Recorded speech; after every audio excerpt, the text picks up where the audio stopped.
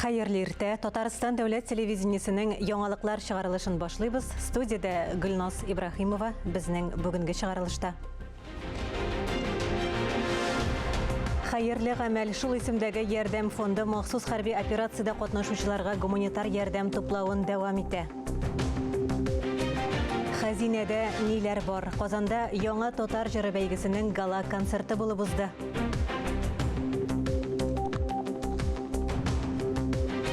Нәселдән килгән һөнәр, татар халкының театр сәнгатен үстерүгә зур өлеш керткән режиссер һәм педагог Равил Томашевның тууына 101 ел.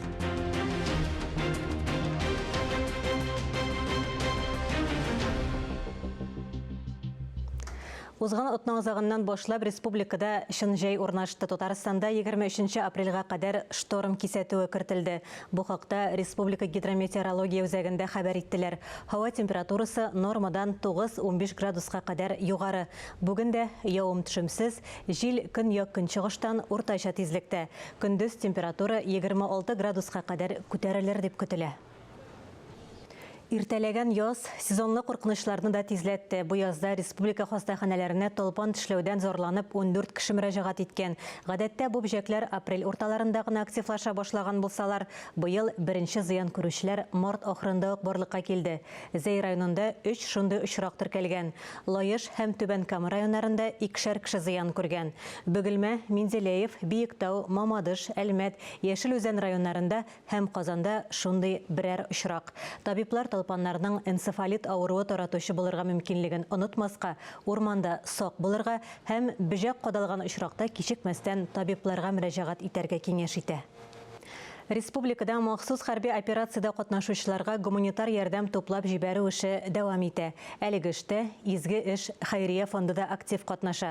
Гуманитар ярдәм җыюның тукталганы да юк, иң мөһиме егетләр исән-сау әйләнеп кайтсыннар диялар. Биредә махсус хәрби операциядә катнашучыларга иң зур булышлы күрсәтүләре белән дә алар башкаларга үрнәк булып тора. Күптән түгел дарулар, медицина кирәк-яраклары җибәрелсә, бу юлы көнкүреш кирәк-яраклары, эш кораллары, гигиена әйберләре җибәрелә.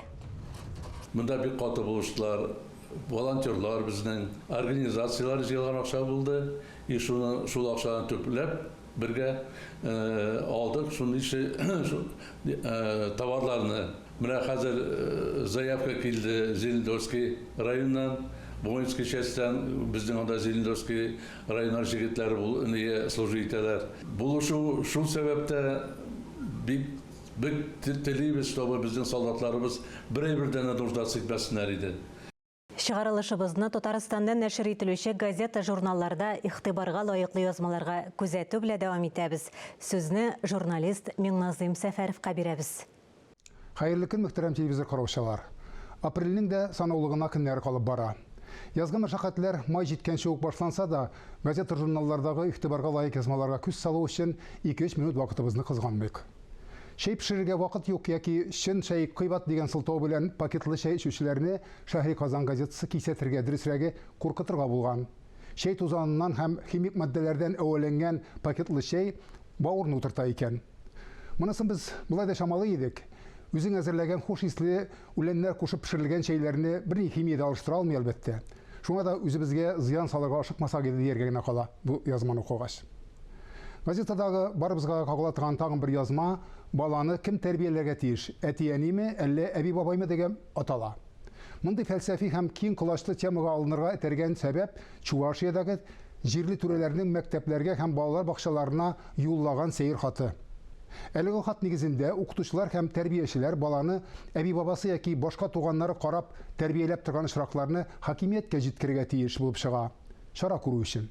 Дөрес, ул карарны соңрак гамәлдән чыгарганнар чыгаруын, әмма кем әйтмешли күңелдә юшкын гына калмыйча, бу факт зур сөйләшүгә дә сәбәпче булган. Борынгыдан ук килә торган сүзне кабатлап, кем тапкан шул баксын дибез. Әби-бабай хәл кадәренчә үз тәрбиясен үстәсен. Менә шул гына. Бүген авыл җирендә койма буендагы кышытканны чабудан алып, тавык чыбыш, хәтта этләрне урамда йөртергә кадәр күбез белеп тә бетермәгән кагыйдәләр бар. Аларны үтәмәгән өчен штрафлар да каралган. Яшәешебезне киләүче тормыш кануннары нидән гыйбарәт? Авыл җирендә бармак селкеп ярамый дип кисәтергә кемнең хакы бар? Ватан Татарстан газетасы хәбәрчесе көн кадагындагы кагыйдә штрафларны барлаган. Мондый кагыйдәләрне алдан белеп торуың хәерлерәк. Хөкүмәт түрәләре бездә кешедән кайырып алырга дигәндә бердә иренеп тормыйлар. Соңгы арада никах килешүе төзеп гаилә құручылар турында ешрак ишетергә туры килә. Чит илләрдә моны күптәннән гадәти хәл диләр. Бездә исә әле дә шикләнеп, гайри табигый ишрак итеп карыйлар. Янәсе ничек инде гаилә құруны мал-мөлкәт, акча бүлештән башлап булсын. Никах килешүе нигезендә нәрсәләр ята? Ватан Татарстан хәбәрчесе шуларны ачыклаган. Нишләмәк кирәк? Бөтен нәрсәне дә акчага кырып бетергәч, никах килешүе төзеп, мал бүлешүе нормаль хәлгә әверелә шул инде. Әлеге мәсьәләгә икенче яктан да килеп карарга була. Әйтик, Сөембекәр журналының апрель санында танылган дин әһле Рамил хәзрәт үзенең тормыш кагыйдәләре белән бүлешкәндә, мәхәббәт ул адам баласы өчен сынау дип белдергән. Дөньяга акча күзлегеннән генә караучылар ярышәсендә, шөкер, Рамил хәзрәт кебек төпкәрәк төшеп фикер итүчеләр дә җитәрлек. Без дә шундыйлардан булсак дигән теләктә бүгенгә сезнең белән саубуллашам, исәнлектә күрешик. Эфирдә яңалыклар программасы. Чыгарылышыбызны мәдәни тормыш сәхифәсе белән дәвам итәбез. Бу атнада узачак чаралар афишасын тәкъдим итәбез. Хәерле иртә, эфирдә мәдәни тормыш сәхифәсе сезнең белән мин Динә Нишметдинова. Бу атнада Казан шәһәрендә һәм республика районнарында нинди мәдәни чаралар көтелә? Әйдәгез бергәләп барлыйк. Камал театрында шимбә көнне Сициту якшәмбедә санаулы кичләр спектакльләре булу көтелә.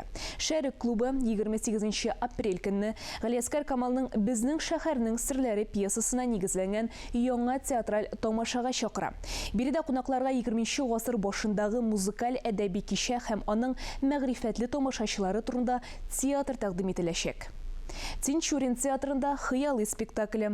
Сүз авыл читендәге өйдә өлкән яшьтәге пар хыялы Гыйззәт бабай һәм аның хатыны Шәрифә карчык турында бара.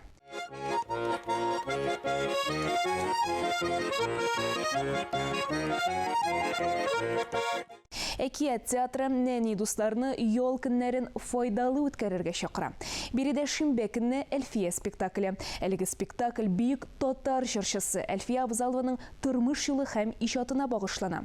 Шулай ук биредә якшәмбе сер тотмас үрдәк спектакле. Бу әкият серне саклый белергә, дусларыңны куркыныч астына куймаска өйрәтә.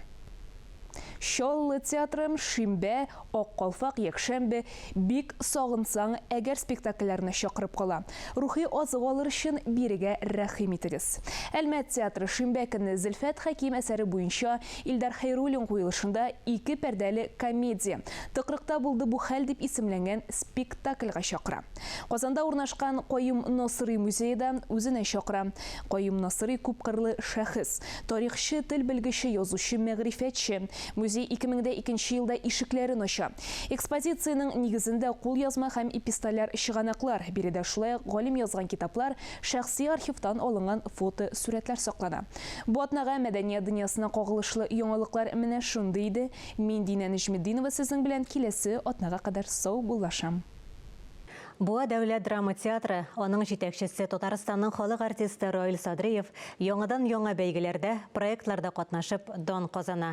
Россия театрларының иң яхшы спектакльләре өчен профессиональ алтын битлек премиясенә кайсы спектакльләр дәгъва кылган. Бу турыда актуаль әңгәмә сәхифәсендә театр җитәкчесе үзе сөйләр. Әңгәмәне Алия Галиуллина алып бара. Исәнмесез, Раил әфәнде? Исәннәрмез, хәерле көннәр. Менә инде Раил Садриевны Буа театрын күз алдына китергәчтән мондый девиз колакта чыңлый. Һәр вакыт сәфәрдә, ягъни мәсәлән, һәр вакыт гастрольләрдә. Шулар арасында әле сез конкурс фестивальләрдә дә катнашып өлгерәсез. Соңгылары турында сөйләп китегез әле. Соңгылары инде былтыр без 20 фестивальдә булдык, 20. Аның кадәр 20ләр инде. Быел менә бара торган фестивальләр 12, 31 көнне килде зур. Десант безгә, ул алтын битлек, милли премия жюри, алар карарлар Дәрвишне. Инде тагы нәрсә санасаң, бик шактый ерле, аннан соң мин шунда барып кайттыммысың, булдымысың дип, шу хәлеттәге тыгыз булгач, уйлап күрәсең, инде әле булдым, әле юк дигән шундый Мәскәүгә барып кайттым менә. Берничә көн карап кайттым инде, мин чакырганнар. Миллиард ДНХга 384 кеше арасыннан сайлап алганнар. Бу безнең президентыбыз тарафыннан яңа шундый юнәлеш бирелгән. Россиядә менә элекке замандагы шикелле, без үскән вакыттагы шикелле көндәлек геройларны табып, эзләп, аларны халыкка тәкъдир итү, күрсәтү. Миңа шалтыраткач мәскәүдән шалтыраталар 11 январь көнне шулай менә Россия дигән күләмле, саллы, мәртәбәле күргәзмә бара. Аны 8 июльгә күчерделәр һәм яңа юнәлеш бирделәр. Россиядә 12 кешене сайлап алалар, герой. Менә шул 300-дән ничә кеше сайлап алганнар. Шулар турында спектакль язалар, моноспектакль, документаль фильм төшерәләр һәм күргәзмә ясыйлар, фото күргәзмә. Аны уйнап танылган артист. Мин инде шуны шатландым, мин әйтәм, Дәрвишне ишеткәннәр, шуңа миңа уйнарга тәкъдим итәләр. Мин әйтәм, риза. Ә сезгә нәрсәгә риза? Мин уйнарга риза. Юк, сез уйнамыйсыз, сез герой. Вообще герой.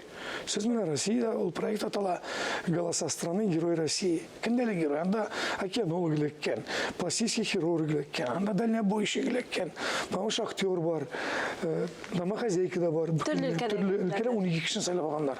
Но татарлардан минемчә инде документаль фильм төшерергә килгәчтем Мәскәүдән. Илгиз Зәйниев минем кырда утырып язып барды, ул пьеса язды. Аны Айдар Җабаров куйды. Мен машул барып карадым, чакыртач. Анда 12 геройны караган тамашачылар да бар. Килеп тотып карыйлар. Сезнең белән шул мәгънәсендә булдым бу дип. Аны Александр Семичев уйнады мине. Но мин шәхмәт әйттем, 98% менә монда күрсәтелгән хак. Дәрәҗәле тандым. Мин шуны тандым. Мин шатланып, шуңа әлдә ышанмыйча йөрим мин. Әлбәттә ул Дәрвиш сезнең алтын битлек премиясында Ике номинациядә Аллаһ теләсә алтын битлек алырбыз дип торабыз. Насыйп булсын. Амин. Мөфти хәзрәтләре Камил хәзрәт тарафыннан ул да мин алда яшим. Туган авыл Тылынбай, Адав Тылынбай. Хәзер без анда менә бюст куярга җыйнабыз. Гомәр Тылынбайский дигән репрессиягә кембезнең язучыбыз авылдаш. Инде Уфада ясадылар бюст. Миңа мөфти әйткән шул кешене беләсезме? Ул язган әсбаплар буенча, китаплар буенча мин Төркиядә укыдым. Хәзер дә укыталар. Аның турында 5 китап чыккан дип. Шушы кеше турында бер 10 минутлыкмы, 5 минутлыкмы бер нәрсә булса да ишетеп, төрекләрне дә чакырып, бындагылар бер резонанс ясыйдырган түгәрәк стәл үткәрик. Хөкүмәт безнең тарафыннан, Рамис Рафисович Камәрдин тарафыннан ул молодец, ул диндар кеше үзенә шундай китапны чыгару өстендә эшләде, китап чыкты. Хәзер инде без Буада менә ул кешенең тагы да зурлау өстендә эшлибез. Буаның бер туристик маршрутына, Гомәр Республика бер туристик маршрут килергә тиеш. Аның исеме белән мәдрәсә, музей, һәйкәл, менә әйттеләр, ул бит диндәге кеше. Ул Хайкемны, бүгін бетінде бүтін кіші мәшке ермей, ол популяр болға тейші. Оны жетті кіші әкімге хайкел қойылған. Дәрвиш әйбетін. Ол кіші кеткенде, ненде мотивация ол бүгінгі кішіге. Мына әр бір әйбір бұл дүниеда бәйлі. Дәрвиш спектакльде шул турда. Ышыраклы әйбір түгел. Ышыраклы деген әйбір ол Худайның біздің белән сөйләшү усулы. Сез аны күп сәхнәләрдә уйнадыгыз, күп кенә фестивальләрдә, төрле номинацияларда ул алды. 2 телдә уйныйм. Ә менә санап карагыңыз бармы? Күпме тапкыр уйнадыгыз сез аны? Санап күптүн, санап 100-дән артык инде, 100 артык, 130-лардыр. Күп төрле җирләрдә уйнап киләләр. Кемнәр килә, менә авыры күрдек без сезнең артта уйнаганда, шундый кешеләр. Кемнәр килә тотып карыйлар. Сез чыннан да, сез үзегез дә Дәрвиш. Апаста бүтән дин әһелләр җыелып, Җәли хәзрәттә килгән. Мин шу Дәрвиш спектакль уйнадым да, апасының имамы чыгып әйтте. Менә күрдегезме? Җәли хәзрәттә тен шуннан соң. Раил, минем ди Раил Садриев дигән шушы кешене камчылый торган килгән вакытлар булды ди. Билдән түбән сөйләгән мәзәкләре өчен теге ниткәшемләр шул ничек сәхнәгә чыгара икән ул дип. Бүген әйтәсем килә. Безнең белән бер рәттән менә Раил хәзрәт дип әйтәсе килә. Чөнки ул шушы Дәрвиш. Нинди вәгазь ул? Сәгать ярымлык үзенә күрә бер вәгазь. Моны бүтән балаларга күрсәтергә кирәк. Бик тормышчан бит инде. Һәм инде менә бүген 22 апрель көнне Казанда уйныйсыз. Казанда уйныйм. Бүген бит инде бу әле кеше белми. Бүген безнең мөмкинлек бар. Без шундый бүләк ясадылар инде безнең ниләр, безнең спонсорлар дип әйтгәндә, якташлар җәмгыяте ниләр. Без менә шушы хәл ишетеп, кем килгән дигән кешеләрне кертәләбез. Станиславский әйтмешләй. Театр бит шундый урын, анда кеше керә бер төрле булып, һәм үзгәреп чыга. Бераз генә булса да үзгәреп чыгарга тиеш. Әйе, моның өчен инде менә Дәрвиш шикелле спектакльләр булырга тиеш. Без сезгә бүген дә уңышлар теләп калабыз. Инде ничә сәхнәләрдә уйналган, уңышлы итеп уйналган спектакль бүген дә уңышлы гына узсын. Амин, амин. Барыгызга рәхмәт. Көтеп калабыз. 3 ел ішінде яңа татар жыры зауықлы, яңа милли жырлар ижад ителә торган мәйданчыкка әверелде. 4-нче тапкыр үткәрелүче бәйгенең гала концертында җиңүчеләр билгеле булды. Пирамида концертлар залында бәйрәм рухы хөкем сөрә. Килгән кунакларны Октаныштан килгән инструменталь ансамбль каршы алды. Тамашачылар концерт алдыннан үзләре дә җырның тәэсиренә бирелде.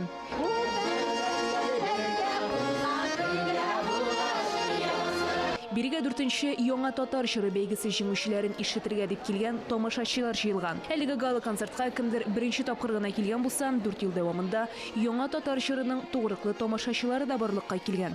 Шундыйларның берсе Резида Дәүләтшина. Без 4-нче тапкыр килдек.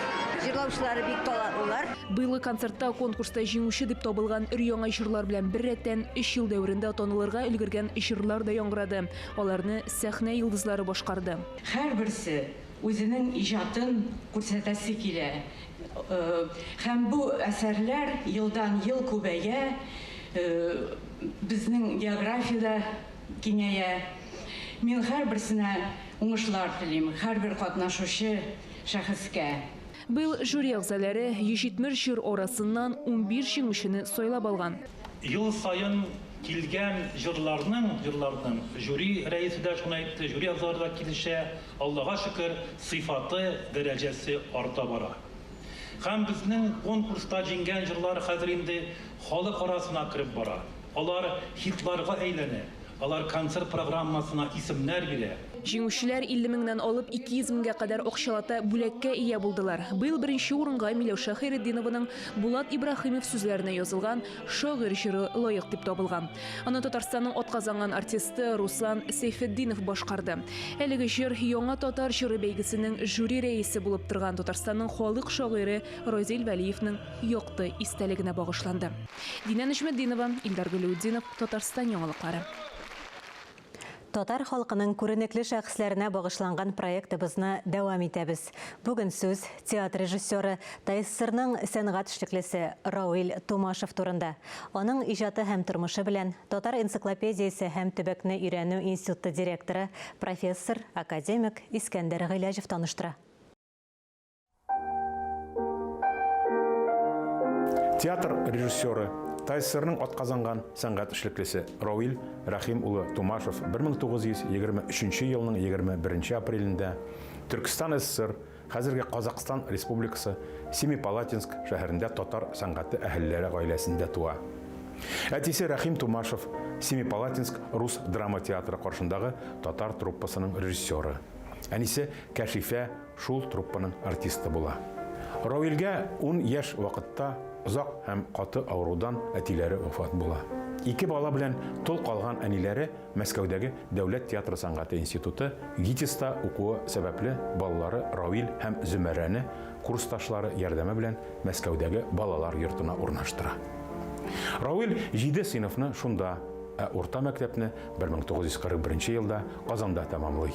Бөек Ватан сугышы башлану белән хәрби хезмәткә алына һәм ел ахырына кадәр оборона заводында эшли. Бөек Ватан сугышында күрсәткән батырлыклары өчен Кызыл Йолдыз ордены, Польша Халык Республикасының казанышлар өчен Көмеш Хач ордены белән бүләкләнә. 1946 елда капитан Рауил Тумашев демобилизацияләнә һәм ГИТИСның режиссерлык факультетына укырга керә. Остазлары Попов һәм Кнебельнең яраткан укучысы була. Молотов стипендиясе алып укый. Режиссер буларак менә минем өстәлдә хәзер минем хуҗам остам Алексей Дмитриевич Попов дигән миңа бүләк ителгән бу миңа дустым бүләк иткән иде.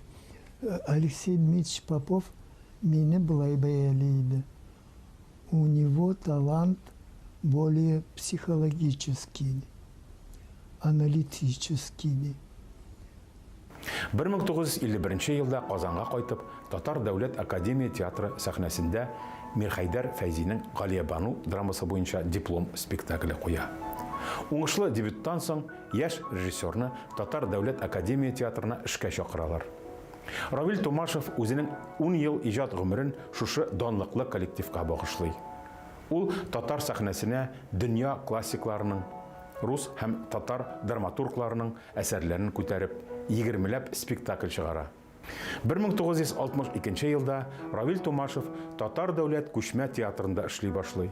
1963 елда Әнисе Кәшифә Тумашева пенсияга киткәч, театрның баш режиссеры булып кала. Һәм 1985 елның ахырына кадәр шушы театрны җитәкли. Яшь драматургларның беренче әсәрләрен кую, аның иҗат биографиясенең иң игелекле өлеше. Туфан Миңнуллин, Аяз Гыйләҗев, Илдар Юзеев, Ризван Хамид, Юнус Аминов, Юнус Сафиуллиннарның беренче әсәрләрен сәхнәгә нәкъ менә Равил Тумашев чыгара. Илдар Юзеев ул вакытта театр чын мәгънәсендә драматургларның иҗат лабораториясенә әйләнде дип искә ала. Туфан Миңнуллин режиссерны бик ихлас, театрга искиткеч бирелгән, тәрбияле, акыллы кеше дип бәяли. Һәм татар театры репертуарын нигездән яңарткан әһәмиятле вакыйга буларак кабул ителгән спектакльләр өчен 1976 елда Равил Тумашев Татарстанның Габдулла Тукай исемендәге дәүләт бүләгенә лаек була. Талантлы режиссер күп еллар дәвамында Казан театр училищесында, Казан мәдәният һәм сәнгать институтында режиссура һәм актерлык осталыгы буенча дәресләр бирә. Шит ил драматургиясенең иң затлы әсәрләрен сайлап тәрҗемә итә. Равил Тумашев 2016 елның 2 гыйнварында Казанда вафат була. Яңа Бистә зиратында җирләнә. Хөрмәтле телевизор караучылар, берничә минуттан эфирыбызны Хәерле көн Татарстан тапшыруы дәвам итә. Алып баручы Эльза Әхмәҗанова белән без хәзер элемтәдә тапшыру белән тулырак ул таныштыра. Эльза, хәерле көн. Гөлназ, исәнмесез, матур көннәр. Хәерле көн Татарстан тапшыруының бүгенге чыгарылышы республикабызның иң мәртәбәле Габдулла Тукай премиясына дәгъва кылучыларга багышланачак. Тамашачыларны Әкият Курчак театры иҗат төркеме, яшь башкаручылар Миләүшә Тыминдарова, Ривгат Аулин кебек кандидатлар белән очрашу көтә. Бүгенге чыгарылышыбыз тәмам. Без яңалыклар иҗат төркеме саубуллашабыз. Үзегезне һәм якыннарыгызны саклагыз, исән, имин булыгыз.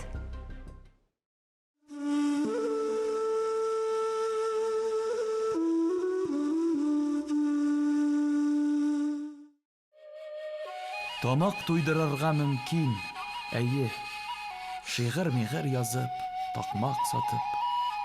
Әгәр дә син шагыйрь икән инде, булу тиеш синең ак максатың. Ак максатың төп максатың булсын.